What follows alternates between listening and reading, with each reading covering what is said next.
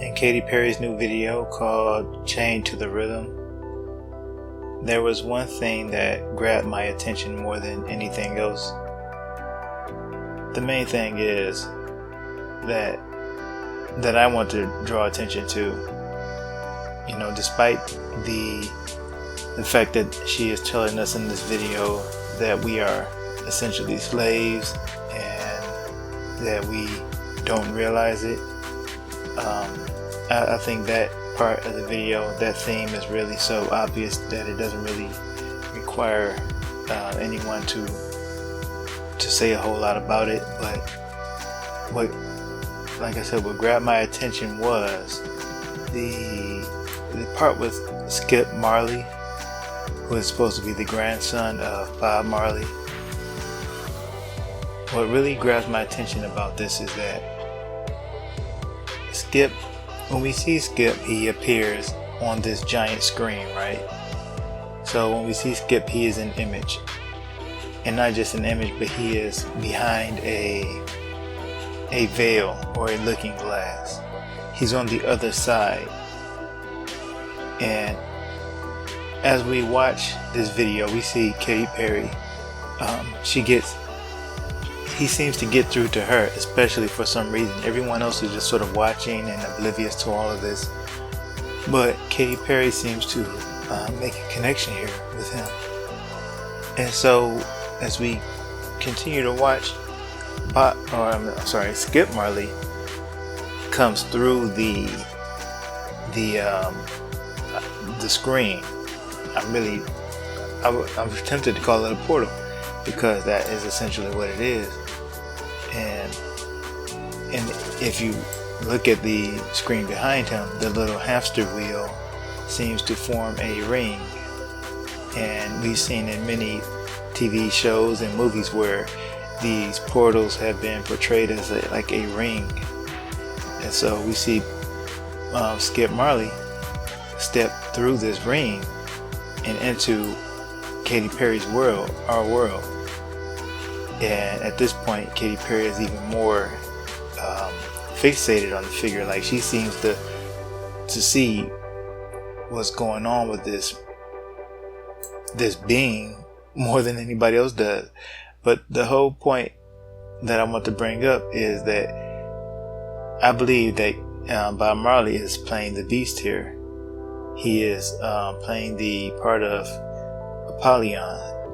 And when we look at our scriptures, what it says about Apollyon, well, actually we'll start at Revelation chapter 17 verse 8, where we see the beast mentioned. And what we read about the beast is that the beast that thou sawest was and is not, and shall ascend out of the bottomless pit and go into perdition. And they that dwell on the earth shall wonder, whose names were not written in the book of life from the foundation of the world, when they behold the beast that was and is not and yet is. And as we read in Revelation chapter 9 verses 1 through 11, and the fifth angel sounded, and I saw a star fall from heaven unto the earth, and to him was given the key of the bottomless pit. And he opened the bottomless pit, and there arose smoke out of the pit, as the smoke of a great furnace. And the sun and the air were darkened by reason of the smoke of the pit. And there came out of the smoke locusts upon the earth. And skipping down, and they had a king over them, which is the angel of the bottomless pit, whose name in the Hebrew tongue is Abaddon, but in the Greek tongue hath his name Apollyon. So when we look at Skip Marley, he is almost looking at him, he is almost like his grandfather resurrected. So looking at Skip, he becomes like the beast who was, or the man who was and is not and yet is. So that's what really shocked me when I was looking at Skip Marley here. And I'm looking at this like, this is it. They're showing us the beast who was and is not and yet is. And he steps through this portal into our world. He captures Katy Perry's attention. And when we look at Katy Perry, when we look at her reaction, and the scripture comes to mind where it says, "And they that dwell on the earth shall wonder, whose names were not written in the book of life from the foundation of the world, when they behold the beast who was and is not yet is." And Katy Perry, when you see on her face, she has an expression of wonder on her face. And as we continue in this video, we see Skip Marley. He is dressed in all white, right? White, like a pure figure, an innocent or unassuming figure, someone who was maybe possibly bringing some sort of enlightenment. And I can't help but also comment about how his dreadlocks or his long hair is almost to make him look Christ-like. And so as he reaches out to Katy Perry, the crowd or the spectators stand up and cheer, not really understanding that something really profound has happened around them. And so the point of this video is that Katy Perry has awakened to the matrix that she lives in. She's awakened to the fact that she's a slave, and that she is living in a controlled environment. She is a caged animal, and she is not free as she once thought she was. But my main point that once again I like to bring up is that we got to see the beast here, who seemed to, I think he was the catalyst for waking her up. In my opinion, it seems like when he stepped out of the portal and into our world, he snapped Katy Perry out of her. He pulled her out of her enslavement. And so I don't know what the symbolism is of Katy Perry being the only one to recognize this, and everyone else sort of being oblivious to it. But so I'm going to wrap this up. Thank you for watching.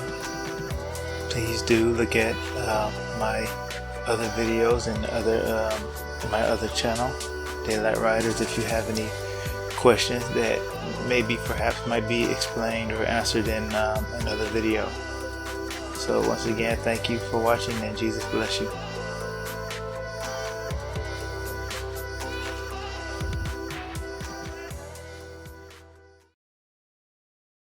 But as we have just read in some of these articles from the internet, if Semiramis really truly did exist, she existed many centuries after Nimrod had actually lived. So if she even really truly did exist, she was not the person that Hislop claimed she was, and she was definitely not the inspiration for the goddesses that came after. So from the freethinker.com, within the realm of research with regards to the Vatican's Roman Catholic Church, as well issues generally relating to what may be termed the New World Order and the Illuminati, pertaining to secret societies, mystery schools, certain names are generally referred to as sources of information. One such name is Alexander Hislop, in particular regards to his book, The Two Babylons. The bottom line issue is not whether or not there is a connection between the ancient Babylonian mystery religions and the practices of the Roman Catholic Church, because there clearly are many elements of secret society, mystery religions within the Roman Catholic doctrine and practice. The issue is one of scholarly accuracy, and it is to this end that Ralph Woodrow wrote the article, The Two Babylons, which first appeared in volume 22, number 2, 2000 AD, issue of the Christian Research Journal. In Woodrow's words, as time went on, however, I began to hear rumblings that Hislop was not a reliable historian. I heard this from a history teacher and in letters. As a result, I realized I needed to go back through Hislop's work, my basic source, and prayerfully check it out. As I did this, it became clear Hislop's history was often an arbitrary piecing together of ancient myths.